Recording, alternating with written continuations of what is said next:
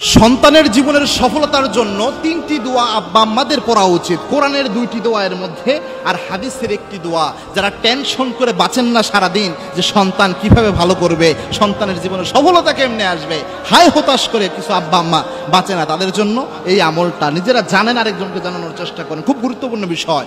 সন্তানদের কল্যাণের জন্য আব্বা আম্মার দোয়া কিন্তু কবুল হয়। বাইহিকের একটা হাদিস রয়েছে, আল্লাহর হাবিব সাল্লাল্লাহু আলাইহি ওয়াসাল্লাম বলেছেন, কোন আব্বা আম্মা যদি তার সন্তানের জন্য দোয়া করে, তিন ব্যক্তির দোয়া আল্লাহ রাব্বুল আলামিন খালি হাতে ফেরত দেয় না। তার মধ্যে আব্বা আম্মা যদি সন্তানের জন্য দোয়া করে, ওই দোয়া আল্লাহ খালি হাতে ফেরত দেয় না।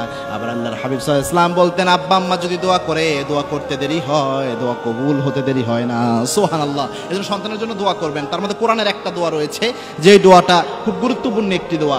সন্তানের জন্য দোয়া করেন, রব্বি জাআলনি ওয়া যুররিয়াতি মিনাস সলিহিন। প্রথমে এই দোয়াটা করেন, আপনি নিজেকে এবং আপনার সন্তানকে সলিহিন, সলে বান্দা হিসেবে তৈরি করার জন্য আল্লাহর কাছে চান। সন্তান যদি সলে হয়ে যায়, এই সন্তান নিয়ে টেনশন করার আর কিচ্ছু নাই। এই জন্য এই দোয়া করেন, রব্বি রব্বি রব্বি জাআলনি ওয়া যুররিয়াতি মিনাস সলিহিন। আল্লাহর কাছে চান, আল্লাহ আপনি আমাকে এবং আমার সন্তানকে আপনি সলিহিনদের অন্তর্ভুক্ত করেন। এই দোয়া যখন করবেন, ইনশাআল্লাহ আল্লাহ রাব্বুল আলামিন কোনো না কোনো বরকত দান করবেন। 2 নাম্বার হচ্ছে সূরা ফুরকানের 74 নম্বর আয়াত, এটা পড়বেন, খুব গুরুত্বপূর্ণ।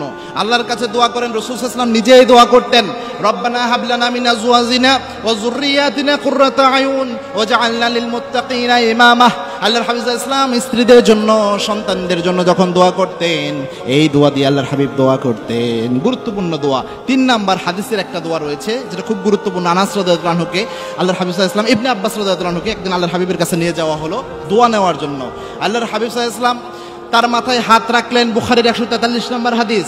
তার মাথায় হাত রেখে আল্লাহর হাবিব সাল্লাল্লাহু আলাইহি ওয়াসাল্লাম বললেন, আল্লাহুম্মা ফাক্কিহু ফিদ-দ্বীন ওয়া আল্লিমহু তাওয়িল। এই দোয়ার বরকতে ইবনে আব্বাস রাদিয়াল্লাহু তাআলা আনহুকে আল্লাহ রাব্বুল আলামিন এত বড় দ্বীনের ফকি বানিয়েছেন, এত বড় মুফাসসির বানিয়েছেন। এত বড় মুফাসসির, দ্বীনের ফকি আর কেউ ছিল না।